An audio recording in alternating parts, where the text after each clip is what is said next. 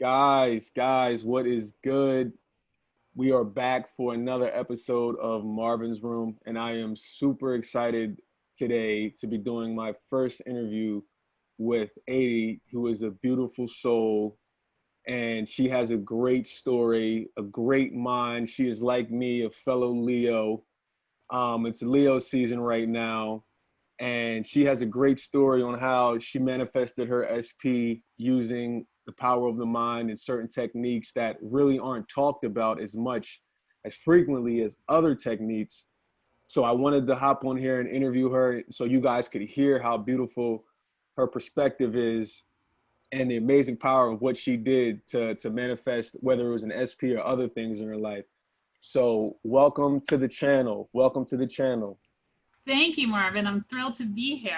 I love your energy. I love the content you put out. And I'm just really excited. Thank you. Thank you so much. I appreciate it. And I'm super excited too because this is my first interview on the channel. And I thought, after we connected in Agnes's chat, I thought, wow, this is going to be a great way to kick off the interviews for all of my channel because you reminded me of myself in a lot of ways with your energy and everything like that. And, your story. And I thought, yo, this has to happen. We got to make this happen. So I'm glad that your schedule could meet up with my schedule and we can make this happen and provide this content to all the viewers. So let's jump into exactly, I guess, your law of attraction journey and how you were able to, I guess, come across Joe Dispenza and his Yeah. work and how it helped you to manifest, a specific person. Yeah. So I'll tell you, and Marvin and I spoke a little bit before, but I um I'd say that I was skeptical about all of this stuff, and I'm very science oriented. I went to college initially to study biochemistry and get my PhD in genetics. So, Right. like, not into woo woo, you know. and and a friend of mine told me, this was after a breakup several years ago, that I should go see this psychic who was a friend of hers. And I was like, all right, okay. It was only the second psychic I'd ever gone to. And he and I became friends, and he told me about this movie called What the Bleep Do We Know, which Okay. is a documentary. Right, And right. in it is Dr. Joe Dispenza. And I ended up buying the movie because I was really enthralled by it. And it's like one of those movies you have to watch multiple times. So because there's more and more nuggets that you can learn. And Dr. Joe talked about, how he wakes up in the morning and he creates his day. Like, Beautiful. right? Like, I can create my day. Like, I have that kind of control. Exactly. Like what? Right? Right. And at the time, he had only had one book out, which is this like over 600-page treatise on neuroscience.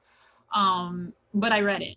But I read it. Dot but dot dot. I read it, and there was like no how to. But I started following him, and then I read after him. I read Greg Braden's The Divine Matrix, which is like the quantum physics part, and I think neuroscience and quantum physics dovetail into each other perfectly, Definitely. right? Because Definitely. everything is energy, right? And quantum physics is studying it at the particle level, and 100%. neuroscience is how it's connecting and changing or creating or bringing in particles, right? And so 100%. right. So, and I went from sort of these very, very sciencey things to tiptoeing out and down into more quote unquote metaphysical, and then tiptoeing into like more spiritual and doing a lot of reading. I ended up going to a few Dr. Joe workshops. Um, Nice. yeah, and they're just amazing. Like, and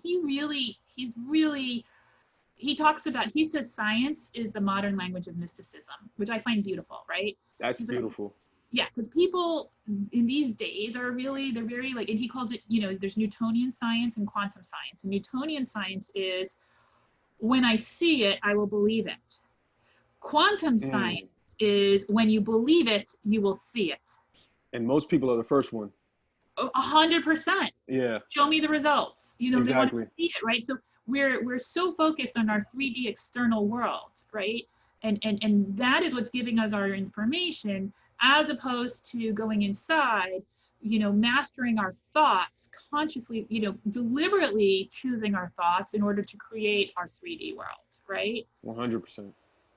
So I really got into his stuff, and he's really expanded. He has meditations at his store. That has an online store on his website that you can download. Some of them, though, are only available for his advanced students. Okay. And I'm not sure about his walking meditations, but I really love, so he does something called walking meditations.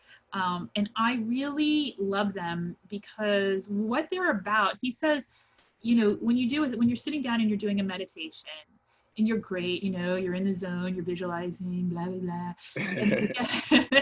And then you get up and you go about your day, and like all the crap happens and you're back in your, want mood, right? Right. When you're in a walking meditation and you're walking as if you are that new identity, as if you are that new person, it is building in that cellular memory into your body, which I find super powerful. Definitely. Right? So and to me, because then as you're walking about your day, you're remembering how you walked as that new identity. So you're now living it all the time throughout your day. And it's not just in these microcosms of the morning, or the evening when you're doing your meditation. Right. So that's why I personally love these walking meditations, right? Plus you're also really alert. Like sometimes in my meditations, like if I sit in a chair, I tend to go from alpha to delta. Like I kind of skip the theta and I fall asleep. You skip theta, right? Absolutely. I've done it. I've done it. And I'm sitting there and I'm sleeping and like I sort of wake up and I'm like, oh, I need to be meditating. Like I hear his voice in my ear and I'm like, just a few more minutes. Like, right. I just need minutes of snooze time. I'll come back. And you're fighting with yourself to get out of sleep. Absolutely. When you're doing a walking, and part of it is you stand with your eyes closed and then you walk. And he has like really invigorating music. And in one of your videos, you talk about putting the music on so you can feel it in your body, right? Right. Feel it, and you're walking as if you're that new person. And it's like, bam. So last year, I was doing the walking meditations. So I was in a relationship and a long-term relationship. We were going to get married. It ended, I guess, 3 years ago now, maybe a little longer. Yeah, 3 years, 3.5 years, whatever. And I didn't date for 2 years. I just took time off to focus on my business. I didn't have a desire to date. I just, and I wanted to be like in a great fair space for my next partner. Definitely. So when I started doing the Dr. Joe meditations, he has, walk as if, and like feel as if you're, and I would come up with this scene, and now having like read or listened to Neville Goddard over the last 6 weeks or so, because I just got into Neville Goddard. Beautiful. He uses the term an imaginal scene. Well, I just did that naturally, where I had one that was recurring. And what it was my hubby, we were in our lake house, and I was at the kitchen island, like awesome. Looking at the, beautiful bay windows overlooking the lake. And he comes up from behind me and he puts his arms around me, my waist, and he kisses me on my neck, right? And it's just like, yeah, like, woo, right? Beautiful, beautiful. Right? And I would just play that scene over and over again as I did my meditations, right? As you were walking, you mean? As I was walking, and even when I did my sitting meditations, because he has, I was doing Dr. Joe guided meditations because he has visualizations, right? Right. I would play that scene over and over again. All right. Jump to last summer. So I wasn't manifesting a specific person at the time. I was manifesting a new person, right? Okay. An NP.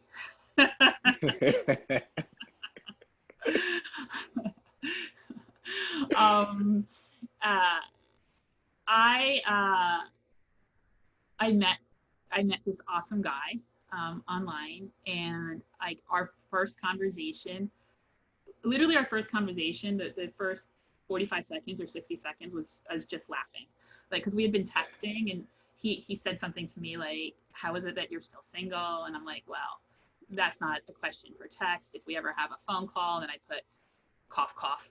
And so, right. Yeah, just kind of laying out the carpet for him. and the phone rings and it was him. And so we just started laughing. Like, we hit it off instantly, you know. Beautiful, beautiful. And he said to me later that he knew, we met online, he knew, reading my profile, that I'm going to be dating other men, but for him, and he said he knew halfway through our first date that we would be in a long-term relationship. Awesome. Yeah. And so the weekend, the first time I ever cooked him dinner, he came over, I was still cooking. And we had a great time. And that was the night he asked me to be his girlfriend and for us to be monogamous. And so it was a Saturday night. And that Monday morning, ironically, I was driving with one of my good girlfriends, who's actually in my Manifesting Mondays group, which we'll talk about right in a bit.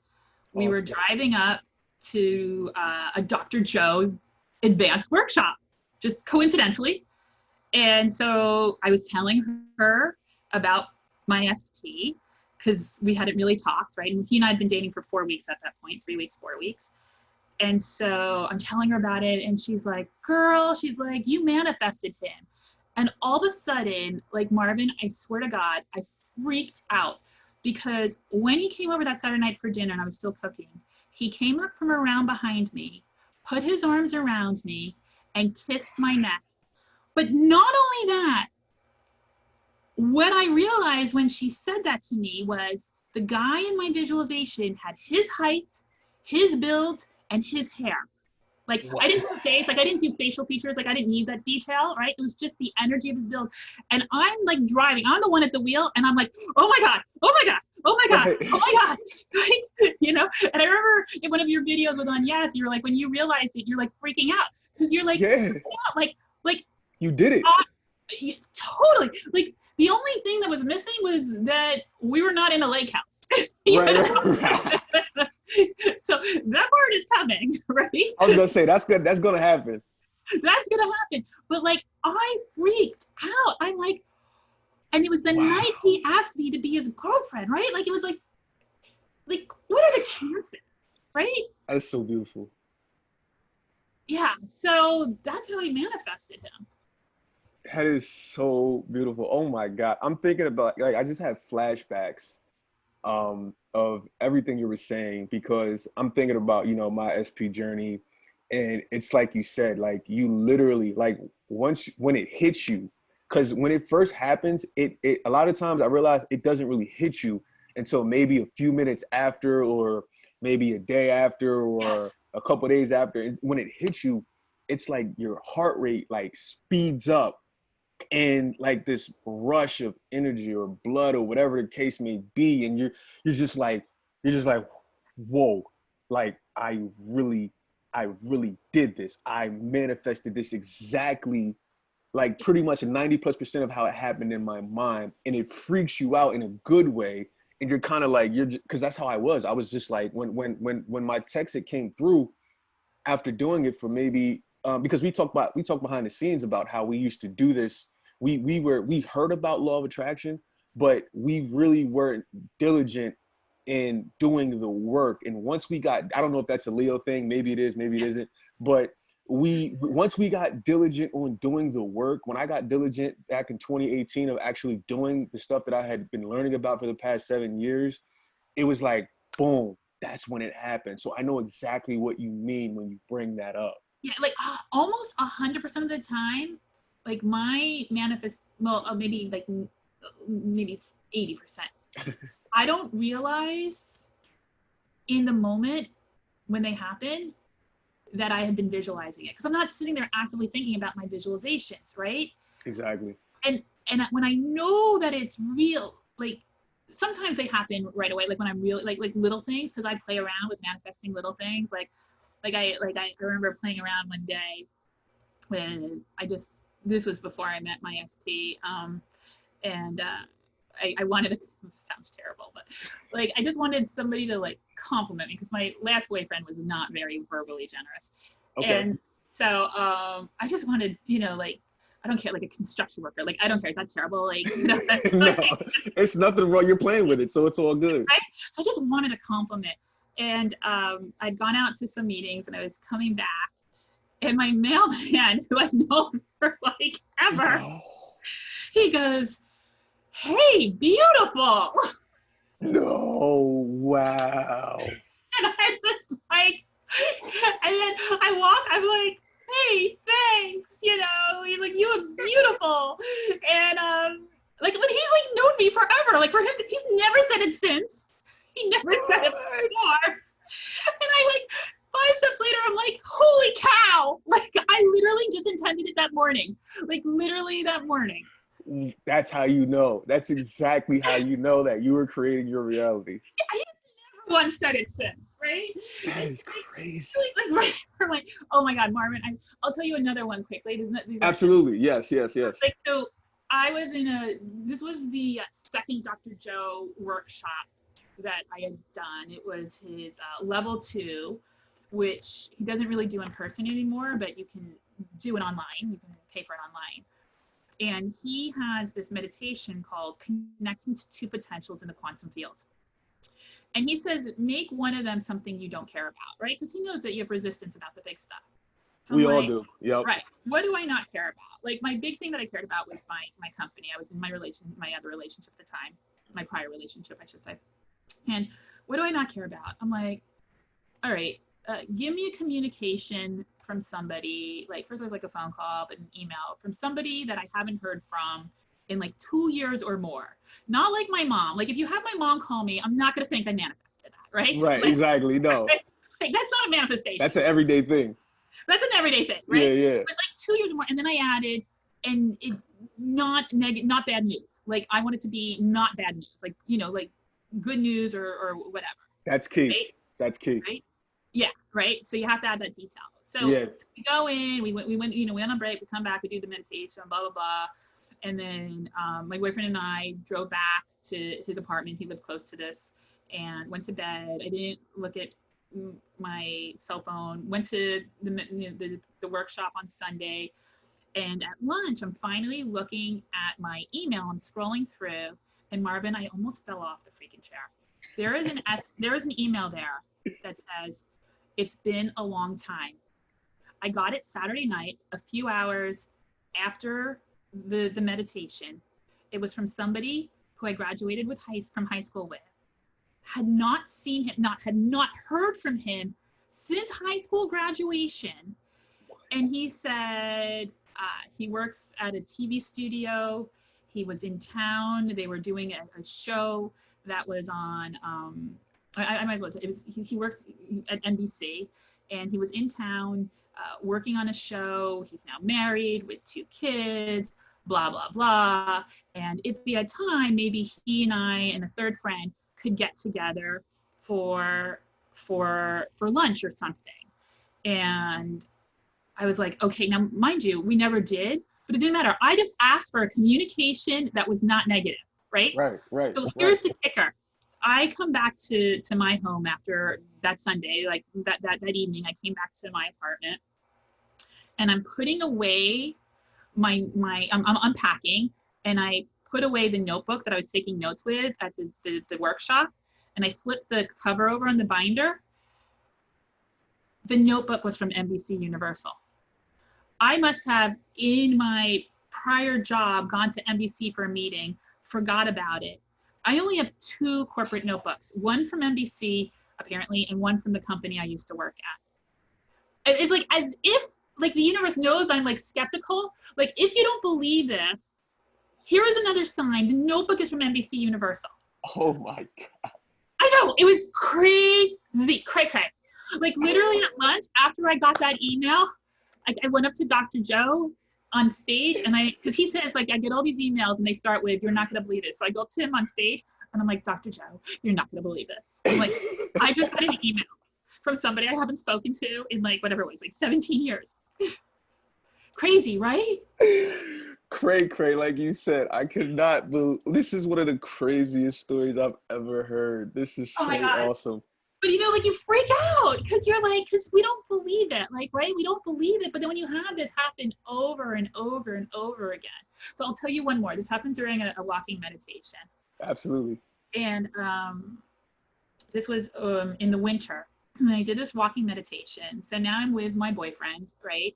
So I'm not really visualizing. I'm visualizing the lake house and the money, right? So I'm like really focused on the darn lake house, right?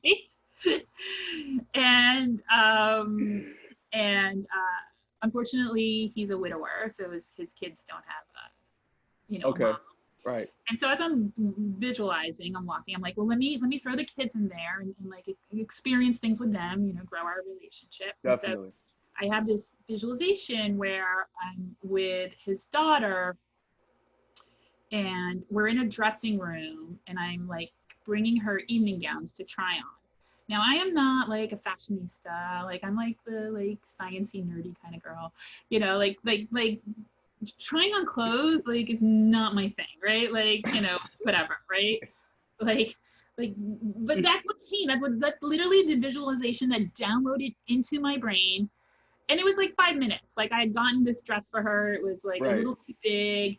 It was like the Jennifer Aniston dress that she wore at the SAG Awards when like everybody was like, oh, she's getting back to Brad Pitt. I just seen it. So I got her that dress. Right. Yeah. And I said to her, oh, if it's too big, we can get a smaller size from another store. But like that was the visual. It was like 3 minutes, right? Like maybe 4 minutes, 5 minutes, right? And then I go to different scenes, right? Awesome. I come back from my walk. My boyfriend calls me. We're chatting, and he says, "Oh, I forgot to tell you. My daughter, who's his name, asked me, and I hadn't met her yet. I hadn't met the kids yet, but they knew about me, right? Okay. Asked me if I think that you would go prom dress shopping with her. I freaked out.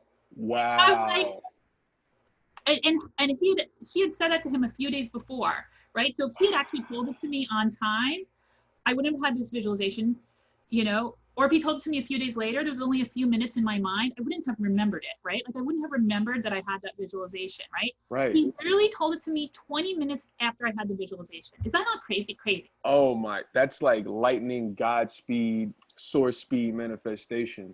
Yeah. Yeah. Like I was just like, so I said it to him because he knows I meditate and stuff. I'm like, oh my God. He's like, what? I'm like, I literally just visualized this. He's like, yeah, but girls. And I'm like, no, that's not me. I could have visualized, honestly, like what I would normally visualize is like her on her bed with her computer working and me sitting next to her with my computer working. Like, you know what I mean? Like, exactly. Like, and me bonding with her like that, like geeking out. Not me trying on evening gowns with her specifically. Wow. You know what's crazy? The more you talk about this, I'm starting to feel like you have a very natural ability to let go, because I feel like, because that's how visualizations happen, whether you're doing a walking meditation or whatever the case may be. I feel like you really let go in those instances, and that's what is able to speed up. And I think that's something that holds back a lot of people's manifestations with the SP or whatever it may be, is because they don't know how to let go after they get done visualizing. They start to think, or they start to like kind of expect the worst to happen after they finish visualizing something positive. You know what I mean? So I think you are really very, very naturally good at letting go once you visualize something and bringing it into your experience. Oh, awesome. Thank you for saying that. Like, I feel like a lot of times I don't let go, but I think there is probably something to what you're saying. And I also think there's something into just like listening when you get those downloads, like paying attention. Oh, time out.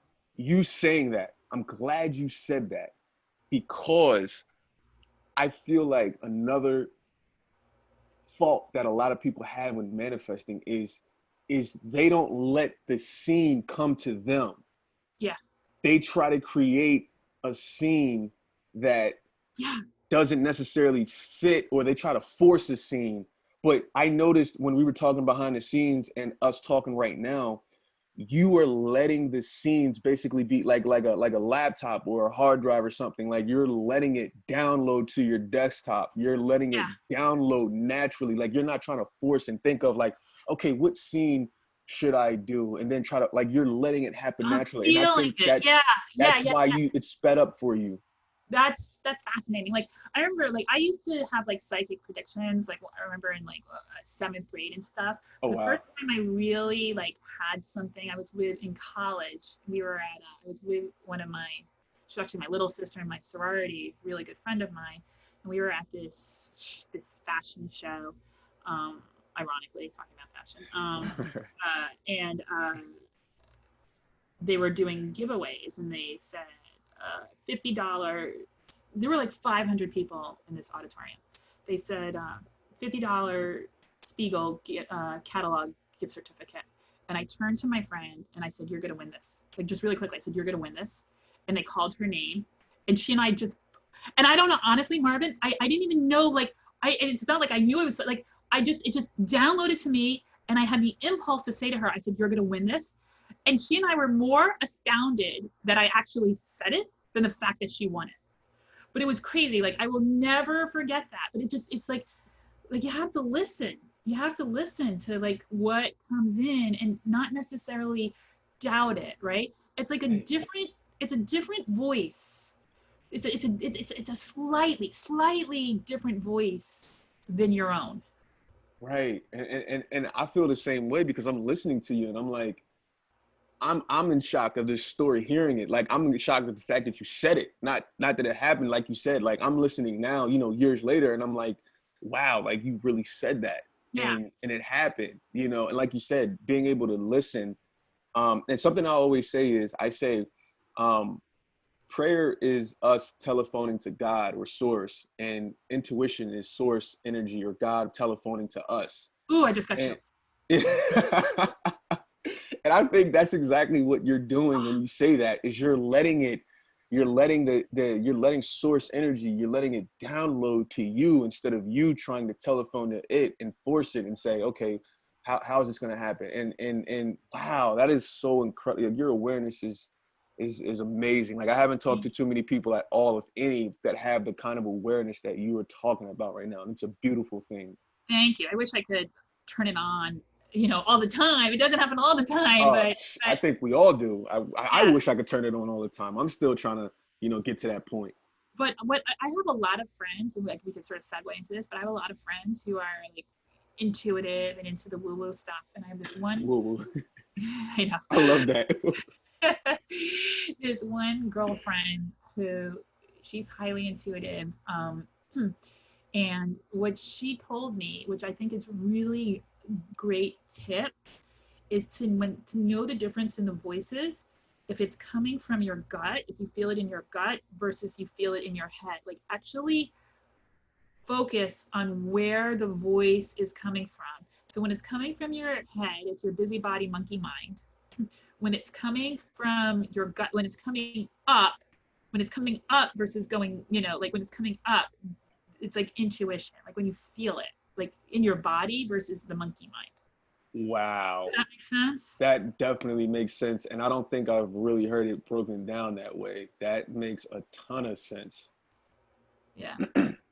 That is beautiful. That is so beautiful. Now that I'm thinking about it, it's like, because so many people, they have a hard time trying to differentiate between, okay, what is my gut? Okay, and what is my head telling me? And I told people this before, like your head and your heart, or your head and your gut, are constantly in war. And the head's biggest fear is that you're going to learn how to listen to your heart and your gut instead of your head.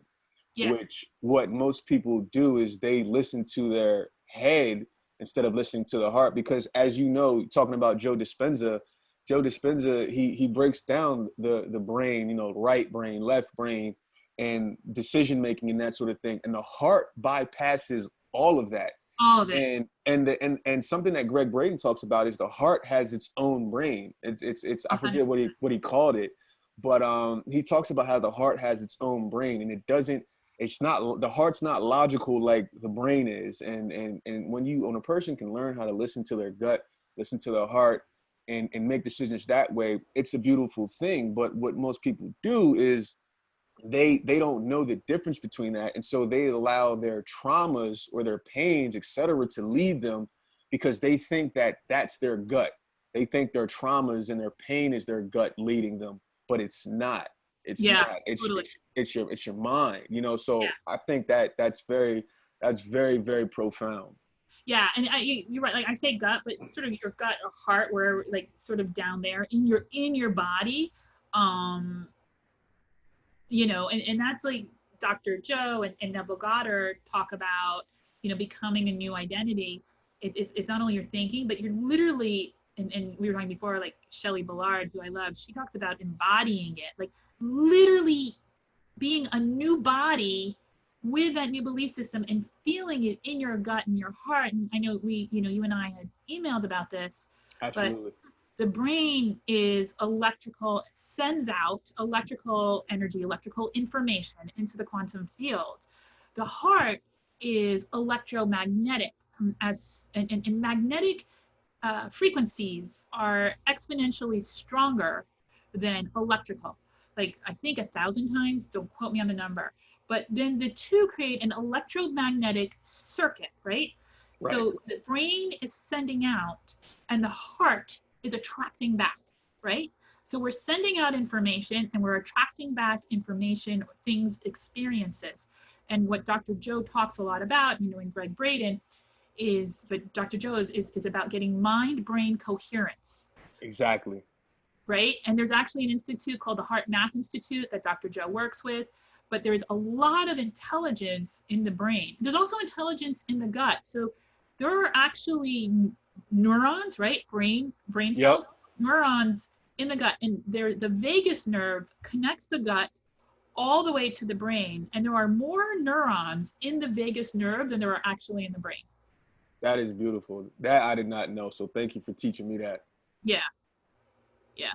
So it's really cool. But right, if we're just in our head, I mean, I know there's like these law of attraction coaches out there who say, you can just affirm it. You don't have to believe it. I don't believe in that. I don't believe in that either. Like No. when those things manifest, it's either because you were neutral, you had no limiting beliefs about it, or you were already in that belief state.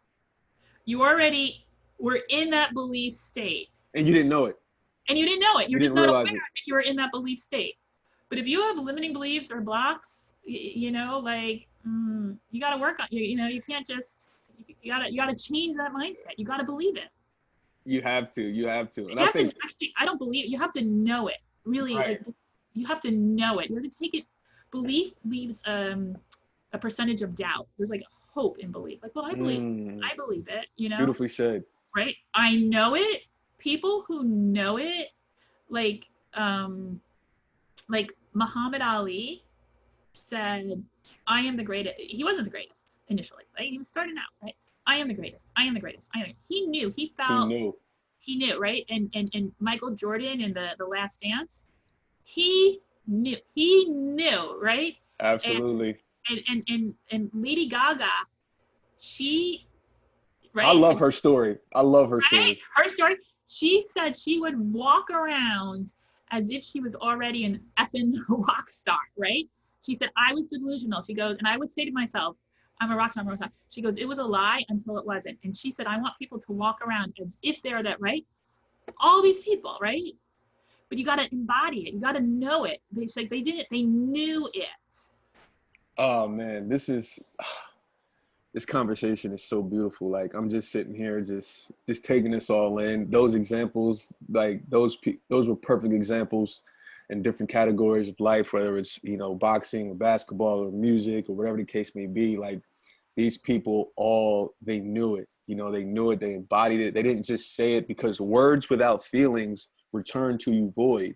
And I don't think people get that. Like, and that's why so many people, they do self-love, or they do whatever, I am this, I am that, and they get no results, because like you said, they're not embodying. They don't know. They don't really believe it. They don't have that feeling behind whatever it is that they're saying.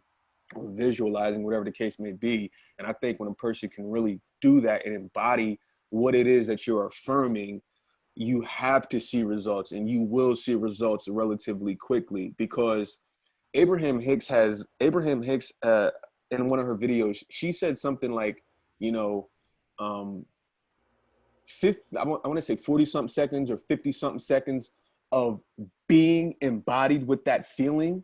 17 seconds.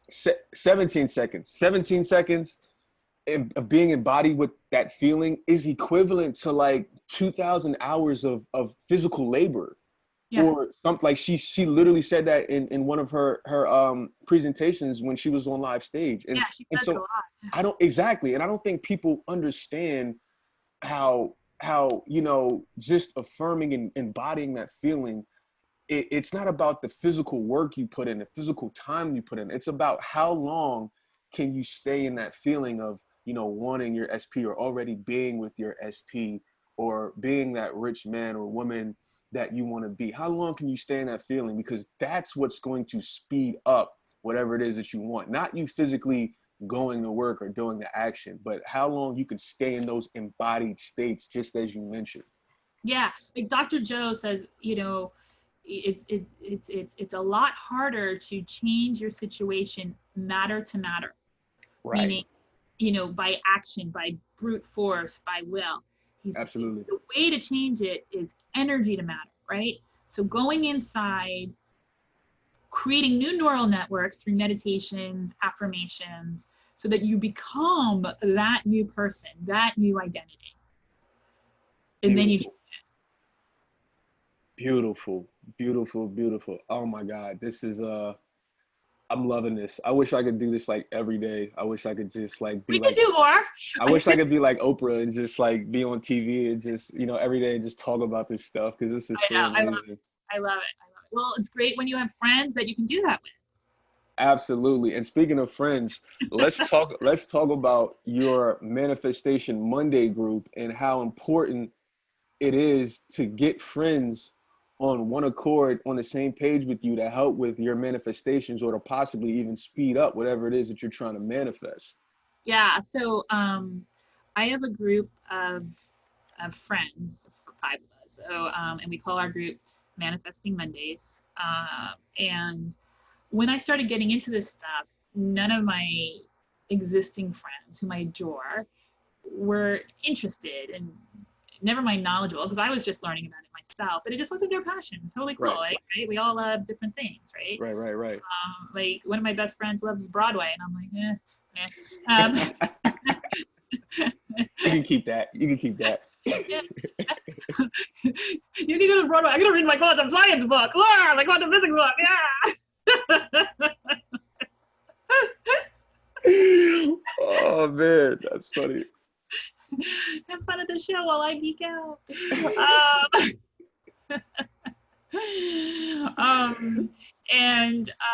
So I was really like wanting to like speak to some, like share with people, like learn, like you know, question, discuss. And at the time I was hanging out with this sort of largest group of, I called it my party days, like people. We'd like go out to parties, and it was like sort of the same group of people. And I ended up started talking to one of the girls, one of the women, and we were chatting, and we had a lot of commonalities.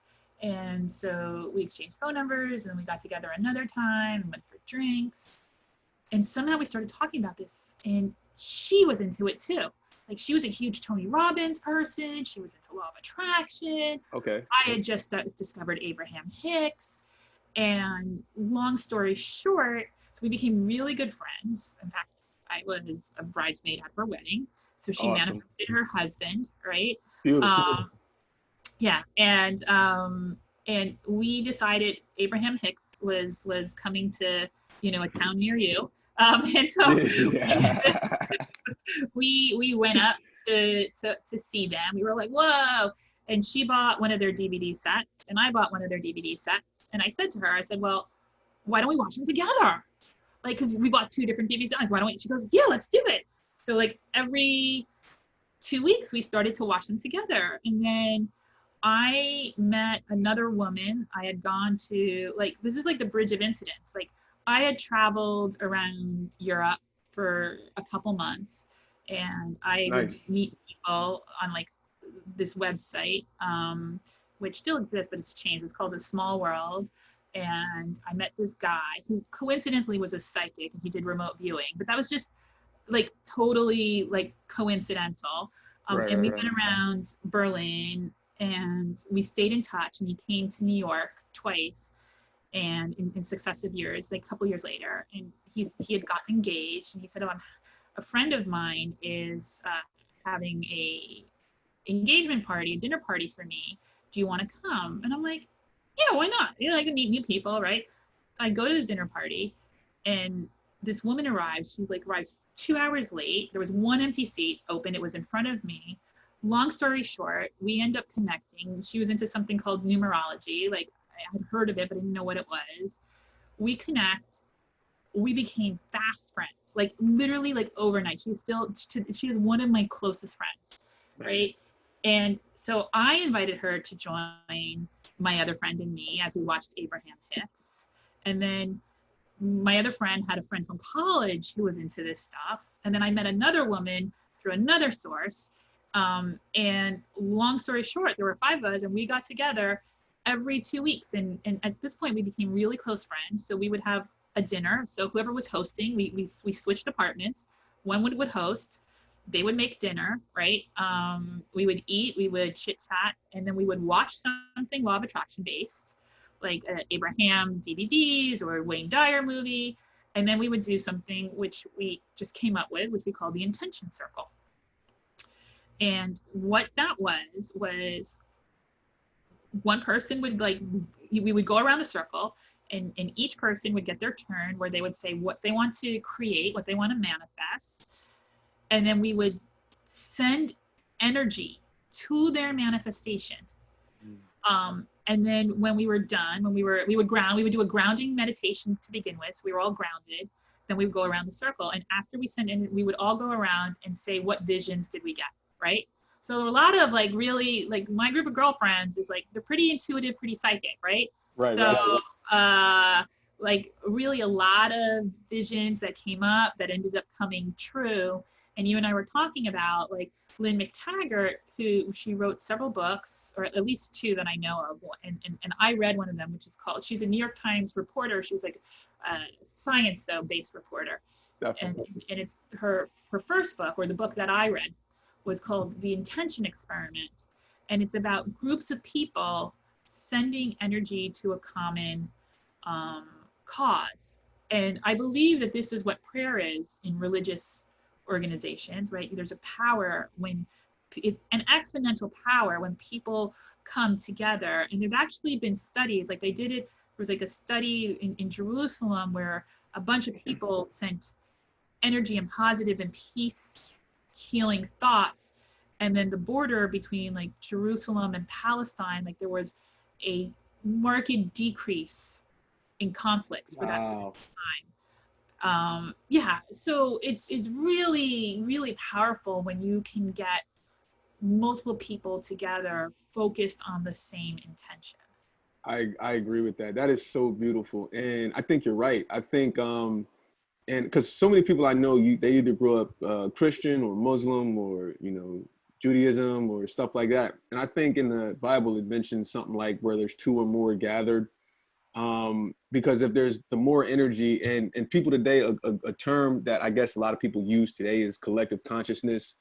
Yeah. Stuff like that. When the collective consciousness grows over a topic or a situation or whatever the case may be, and you have multiple people that believe in that, like that's when you can really say to the, as Greg Brayton brought up, say to the mountain move, and the mountain moves when you have all of these people that have synergy between the thoughts that they think, the words that they speak, and the emotions. Most importantly, as you know, the emotions that they feel. Yeah. You can say to the mountain move, and the mountain will definitely move. So that makes a ton of sense, and I think that what you're saying is something that everyone should recommend.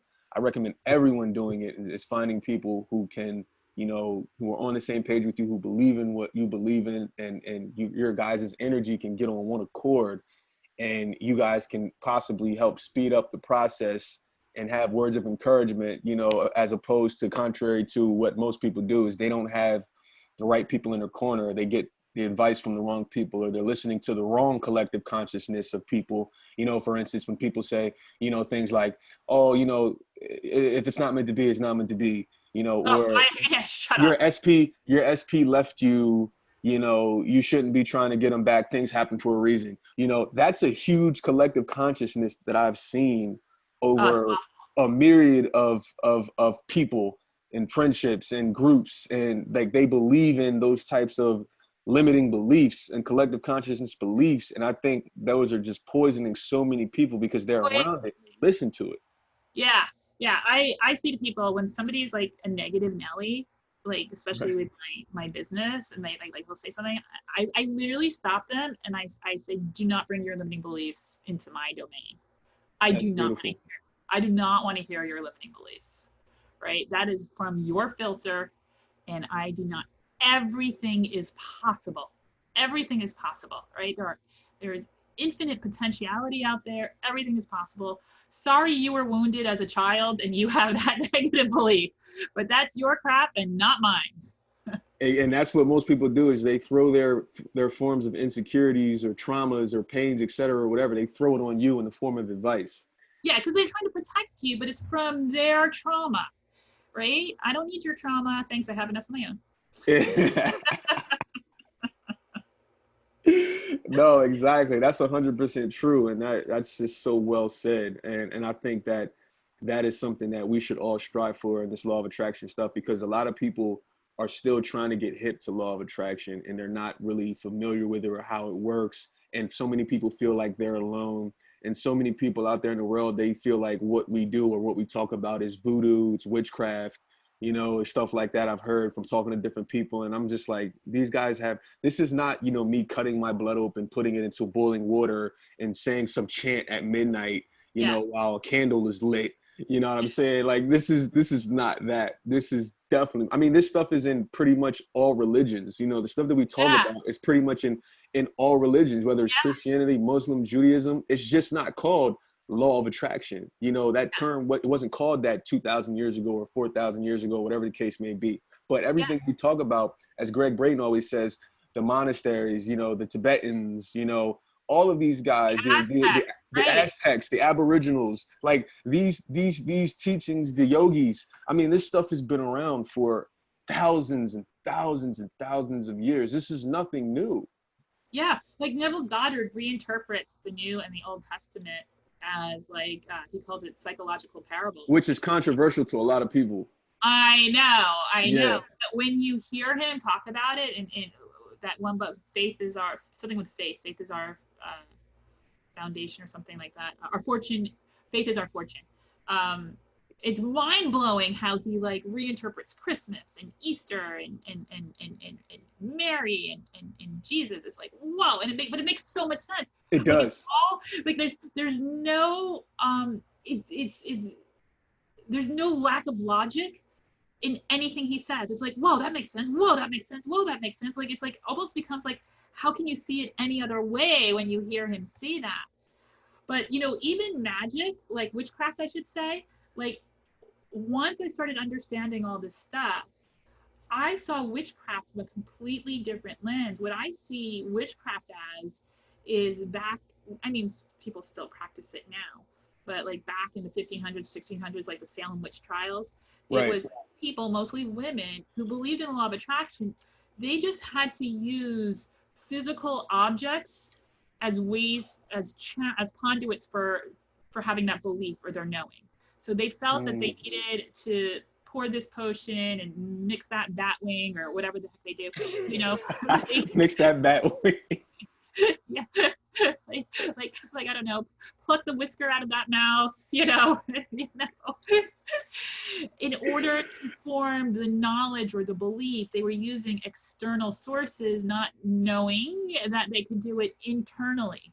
So I think witchcraft is law of attraction. It's just they were getting to the knowing states through these things they felt they had to do in order to get there. I've never heard it broken down that way before, but as you said, that makes a ton of sense.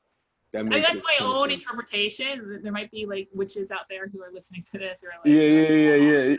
Like they're gonna. Really matters, 3 mouse whiskers, and it won't work. But yeah, it's a specific formula. Yeah, but I don't believe that. I believe it's externalizing law of attraction. Like you do you. I just believe it's externalizing law of attraction, and that's cool as long as you get to the end result. And nobody's harmed, but as long as you get to the end result, if you need to do it in external potions and in whatever syrups or I don't know, probably not syrup. Oh man, you were crazy. So yeah, so like, and for people who's like, well, I don't know anybody. I didn't either. Put the intention out there. Put the intention out there. Put the intention out there to meet people, right? And be open. Like I didn't have any resistance. I wasn't trying to meet people. I was just thinking, God, it'd be great to meet some people I could talk to. And one by one, they just came into my existence. That is so beautiful. Yeah, over the course of 6 months, we had our group of 5. Literally, it happened that quickly. Right, and I think, and something that I've noticed and realized is that when people really get good at this stuff literally, to me, I've noticed, I don't know about you, but I feel like stuff usually happens within a year's time frame. It doesn't have to take 3 years, 5 years, or whatever. It usually happens within a year. I think, what have you noticed? I haven't, I haven't paid attention to the okay, time. all good. Yeah, I haven't paid attention to the time, but yeah, I think like what the biggest thing, and I do struggle with it myself. So it's nice to hear you say that, is like dropping the resistance. Right. And I break that down to 2 things. One is as losing faith, which I do periodically, although I'm trying this like 1-year project where I have absolute faith in the law of attraction, right? But losing faith in it, is this really working? And then 2, like our limiting beliefs, right? Which get in the way, and we're not conscious of them. But something that there's a couple of things that happened recently to me, like where I was upset about something, and now knowing like everyone is you pushed out from Neville Goddard, and I'm creating my reality. Right, I went into my upset, and I thought, what is this teaching me? Like, what am I upset about? Right? And like, there's so if we look at every upset as there is information in that upset, right, about us. So it was something with my SP, right, and something he had said, some of the issues before we took our break, and I was ruminating on it again just because I was hurt, and I was like, what am I hurt about? And it was and I realized it was I was hurt that I wasn't being included, and it went back to junior high. Like, I know I'm not the only one, but it was like 1 year I was really popular, and 1 year where like I was like no friends, mean girls, and not being included, right? And it's trauma, right? And I've carried that, right? And so, when I feel excluded, right? And I think we've all probably had that trauma at some point where we feel excluded from a group, right? And we carry that with us. And so when we feel excluded again, we get upset, right? It triggers us. And so when this happened, I'm like,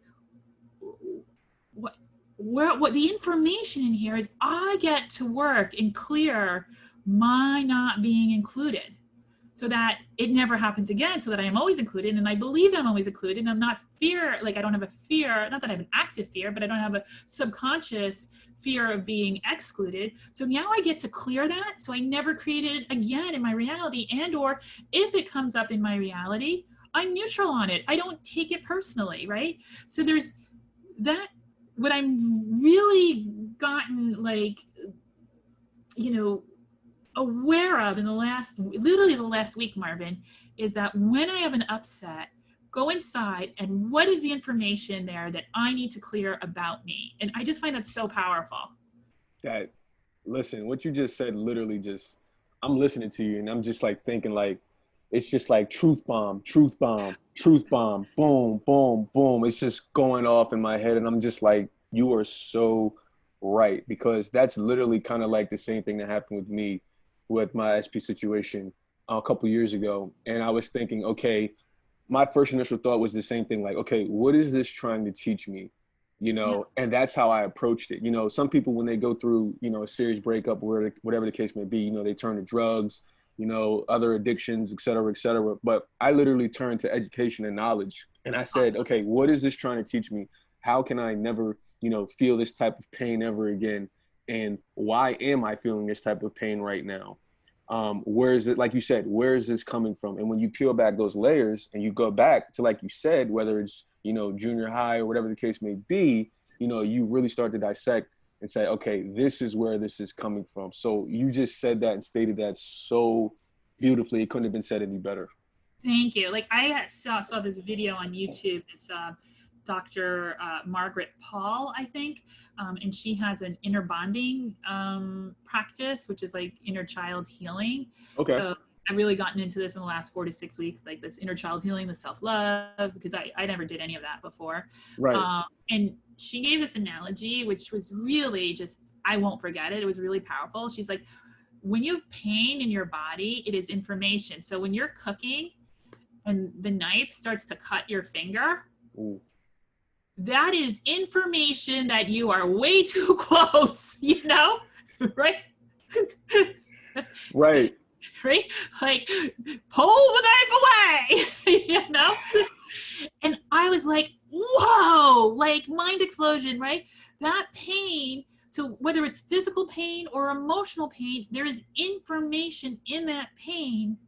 What do I do with it? And so it was such a vivid mental picture of the knife and the finger that I was able to translate it into extrapolate emotional pain. So now when I get upset, this is why you can say, like, thank you for that pain, right? Thank you for that. Does it suck in the middle? Of course it sucks when you're in it. Like, it sucks. Absolutely.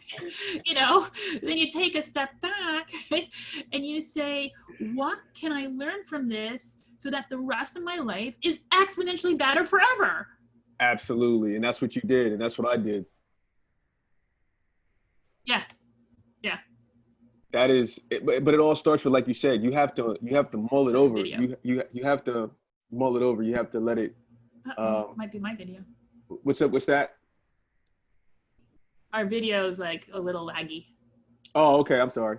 No, it's probably my internet. I don't know. But yeah. But like you said, you have to let it. You have to let it. You have to mull it over. You have to let it ruminate, and you have to get these answers, because these answers don't really come to people in times of, when they're feeling happy. It takes for people to go through, certain experiences or sad experiences, whatever, usually, to be able to kind of decode, these hidden, traumas and these hidden gems, because they might be traumas, etc., but they're actually hidden gems. It's up to you if you're going to allow this to just be a hard rock situation, or if you're going to allow that hard rock, that piece of coal, to be a diamond, to turn into a diamond. That pressure can either just make a hard rock, or it can make a diamond, and I think most people, they just let it make a hard rock instead of, birthing, something beautiful like a gem or a ruby or whatever the case may be in their lives.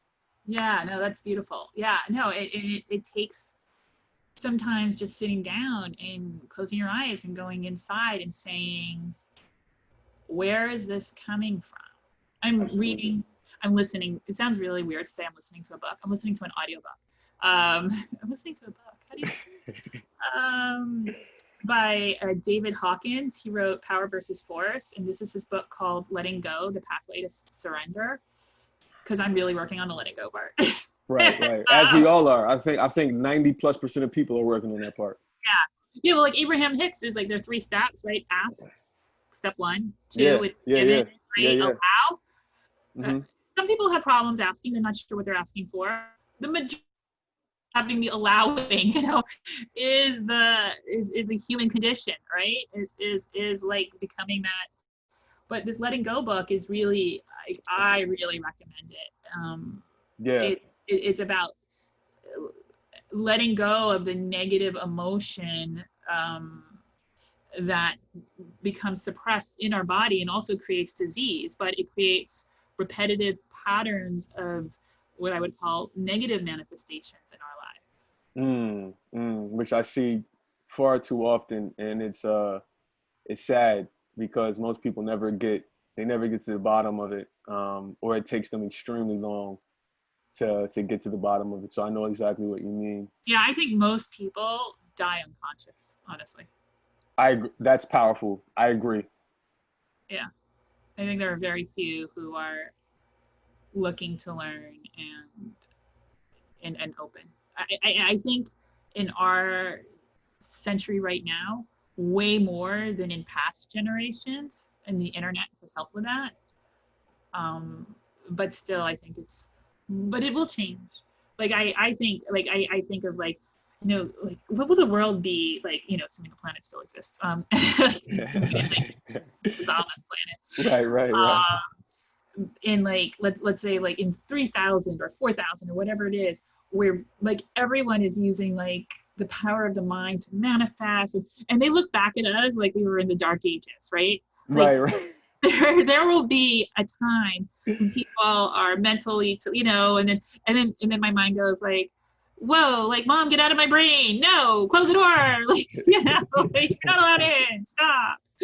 Right. But like at some point, I think more and more of the world is waking up. They are. I agree. I couldn't agree more.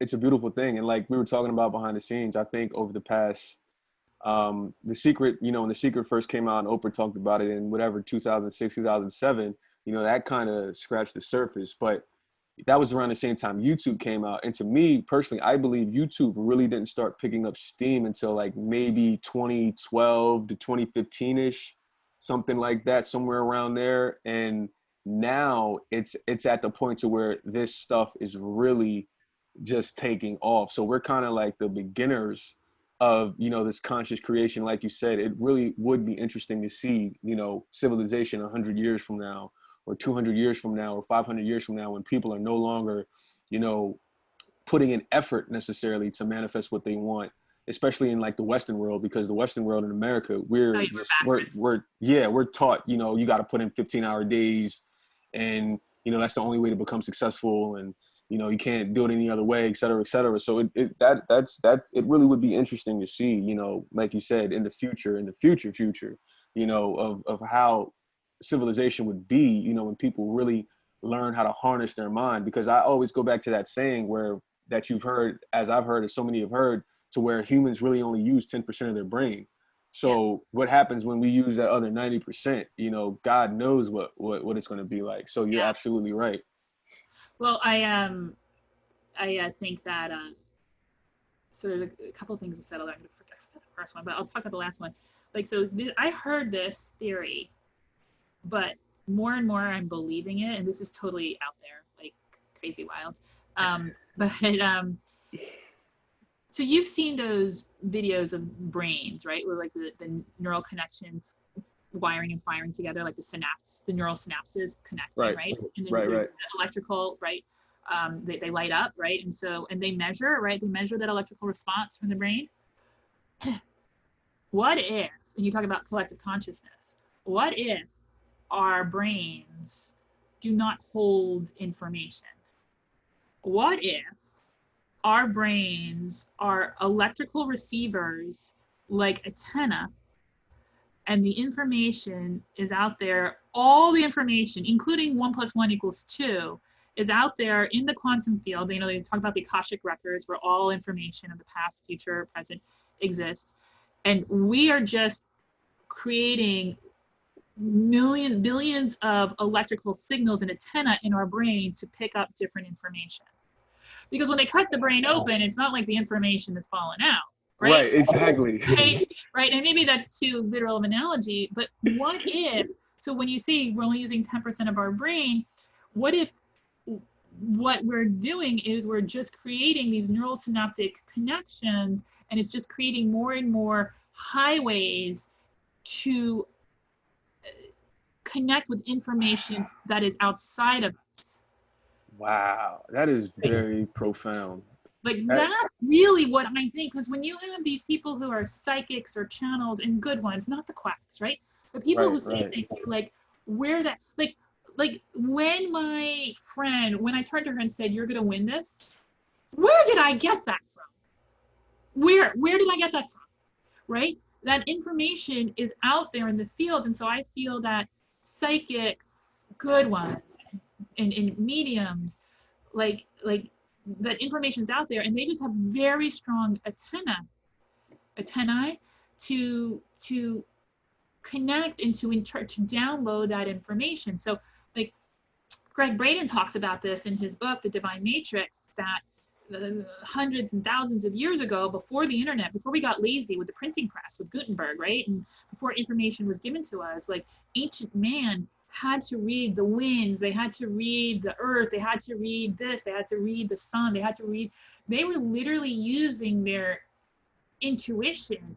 It was a much stronger muscle. We've gotten lazy, right? We don't know, we're not taught, we don't have to, we have like, we're all wearing like Depends diapers, you know, like you know, like we don't have that muscle. You know, some people are naturally born with it, and I think they're the really good psychics and mediums, but we can all develop it. But I really think that our brain is just electrical receptors that are picking up on information that is outside all of us.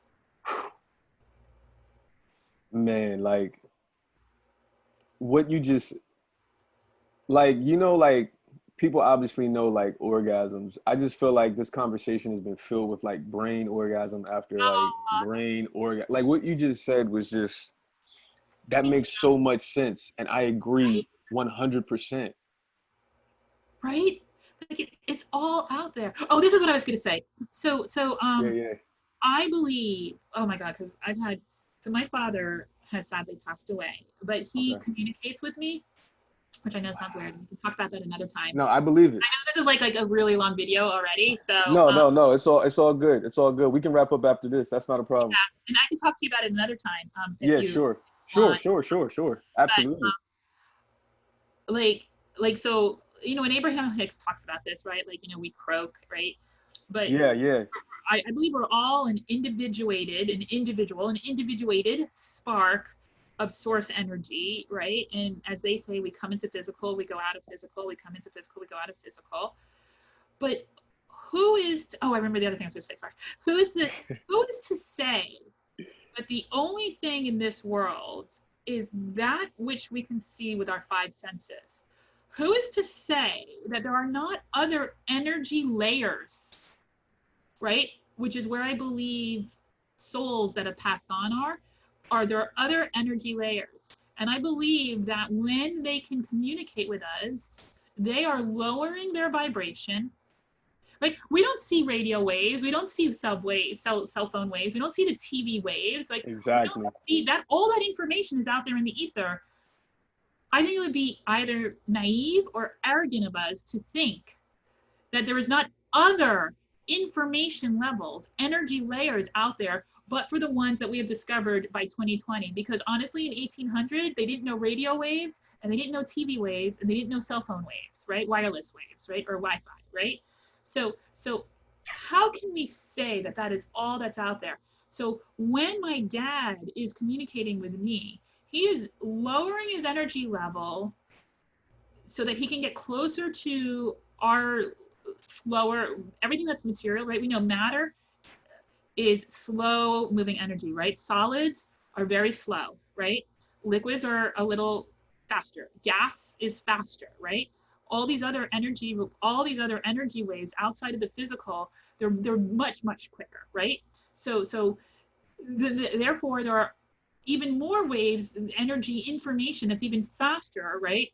That we cannot perceive, right? Dogs hear those whistles. We cannot hear them with it, but does it mean it doesn't exist? No, it's just faster, right? Like so, and they have an antenna where they can perceive it. So I believe that when we can communicate with people, energy that has passed on, that still those individuated parts, it's when we raise our energy, they lower it, and then we're in this range of communication where we can then communicate with each other. Right? Oh my God. Like that was just so amazing. Like that was just so amazing. It's Like like, get to me, it's like the science, right? Because that makes sense, right? That makes sense. that makes too much sense. That I mean, the dog whistle example alone was like, because we can't hear dog whistles, but dogs they can hear that. You Yeah, know, we can't hear things that a lot of animals can hear, right. but they can hear. I am not sitting there with like TV pictures like hitting my head as I walk down the street. Like, where are those TV pictures, right? Right. Where's that video image, right? I am not sitting there where people's cell phone conversations are like, pinging me in the ankles, or like, side swiping my chest, Yeah. like they're not physically, they are not available to our five senses. So how much more of this world is not available to our five senses? We don't know. But to be honest, I think it's probably a lot A lot. that you said we don't know. It's a lot of it that's out there that we have no idea. Yeah. Yeah. Oh my. Listen, you just I don't it was probably at least 5 times tonight during this conversation. You literally just like blew my mind. Like how Oh, Dr. Joe Dispenza did with you. Like you yeah. literally, I'm thinking like, oh, like you just said, I'm gonna go back and watch this interview like I don't know how many times. Oh, And we're definitely gonna do this again yeah. because No, we're friends from here on oh out. I'm gonna oh pick your brain too. I've been reading and studying this stuff a lot for a long time, and I've like some of it is like other people's stuff, but some of it is stuff that I've just synthesized because of like my curious brain or my experiences. Like my experiences with my dad, I'll tell it to you about like another time, okay. but they are freaking mind blowing. I believe it. Like even me, I'm like, oh my god, oh my god, oh my god, oh my god. Like when they've Yeah. happened and a couple times they've happened to me and I was with other friends, like, or once with my mom, once with my best friend, and they're like, wow. Yeah. Like when my dad communicates with me, because he was a scientist and he knows his daughter and he knows that I do like seeing things. I do like physical world, material stuff to know, right? And so he does things in my physical world, literally. He changes things, he leaves me things, and it's freaking mind for me. Even though he does now, it's like to me, it's just comforting. Like I know my dad is with me. Right. I I Beautiful. I just know it because he shows it to me. I ask him too. I ask him, and then he shows it to me. It's Wow. crazy. That's so beautiful. That's so beautiful. And for the viewers, if you guys want to hear more about this kind of stuff, you should check out Abraham Hicks and everything that we talked about. We'll put the links. I'll rewatch this and put the links down, below of what I can find, et cetera, et cetera. But Abraham Hicks talks about, And I'll help you. talks about this with Jerry, and because her husband Jerry has croaked, he croaked a couple years ago, and she tells stories about him all the time and him still being there, in her presence, et cetera, et cetera. So until we get back on here again and we can talk about some of those stories, the viewers I would definitely suggest you guys check out Abraham Hicks and some of those situations, because she can go into detail about that as well. Definitely. This is oh my God, this conversation. Like it's conversations like this, you just like, you just wish it would never end, but like, okay, we got stuff we gotta do. You know what I'm saying? We got food we gotta eat. We got Go make some dinner, but we'll do it again. listen, 80. I appreciate this so much as my first interview. This interview, I'm going to tell Agnes about this interview because I know Agnes is going to love watching this because the stuff that we talked about tonight is just like, it's golden material for any channel. And I can't wait to share this with Agnes. I can't wait to share this with the viewers. I'm so grateful you agreed to get on here with me, 80, and talk about this. Thank you so much. Oh my God, my pleasure. Well, thank you, because like when we were on that call with Anya, you really helped me also, because you're, further down your journey with, with the SB. And I just love your energy. And Thank so you. it's like, I saw your email and I was like, I just have this feeling, right? It's that gut feeling. I'm like, let me connect with this dude, right? And I know, like, I put a lot of my emails, and you're probably like, God, this is crazy chick. Like, she writes so much. No, not at all. I type really quickly. Like, whoa, shut up. No, I have so much to share with you.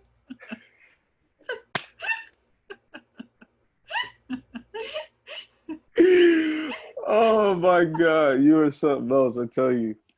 I tell you. All right, well, this has been such a blast. Thank you for having It. me on. I'm honored. Listen, Really, I'm honored.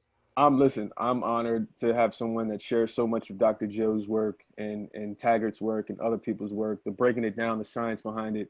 This conversation has been phenomenal. Guys, thank you for joining us for this interview. And you know where, you know when. Next time you'll see me, Marvin's Room. We're signing out. See you later, guys.